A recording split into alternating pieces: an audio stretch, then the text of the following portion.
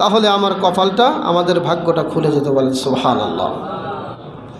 শুধু তাই নয়, আলী রাদিয়াল্লাহু তাআলা আনহু বলছেন, কুনতু মা'আন নবী সাল্লাল্লাহু আলাইহি ওয়াসাল্লাম ফি ফিজাজ মক্কা। আমি আল্লাহর নবীর সাথে মক্কার অলিতে গলিতে হাঁটতেছিলাম। মক্কাতে অনেক রাস্তা ছিল, আল্লাহর নবী যেদিক দিয়ে হাঁটতেন আমি তার সাথে সাথে হাঁটতাম। ফামা ইস্তাকবালাহু জাবালুন ওয়ালা শাজারুন ইল্লা ক্বালা আসসালামু আলাইকা ইয়া রাসূলুল্লাহ, আসসালামু আলাইকা ইয়া হাবিবাল্লাহ, আসসালামু আলাইকা ইয়া রাসূলুল্লাহ।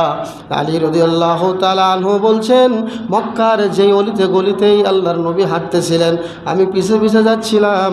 মক্কার এমন কোনো গাছ ছিল না, মক্কার এমন কোনো পাথর ছিল না, মক্কার এমন একটা গাছ ছিল না, মক্কার এমন একটা পাথর ছিল না যেই গাছ পাথর আল্লাহর নবীকে সালাম করে নাই। যেই দেখছে গাছ বলছে আসসালামু আলাইকা ইয়া রাসূলুল্লাহ, যেই পাথর দেখছে নবীকে সালাম দিয়েছে বলছে আসসালামু আলাইকা ইয়া রাসূলুল্লাহ। বলেন সুবহানাল্লাহ। গাছ নবীকে সালাম দিত, পাহাড় পর্বতের পাথরগুলো আল্লাহর নবীকে সালাম দিত।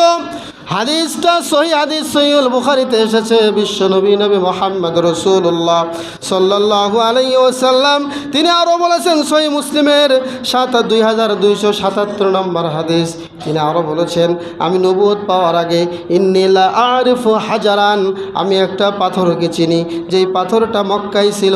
কানা ইউসাল্লিমু আলাইয়া ক্বাবলা আন উবআসা ইন্নী লা আরিফুল আন, আমি যখন নবুয়ত পাই নাই, আল্লাহ যখন আমাকে নবুয়ত দেন নাই, এর আগেও আমাকে ওই পাথরটা সালাম দিত সব সময়। বলেন সুবহানাল্লাহ।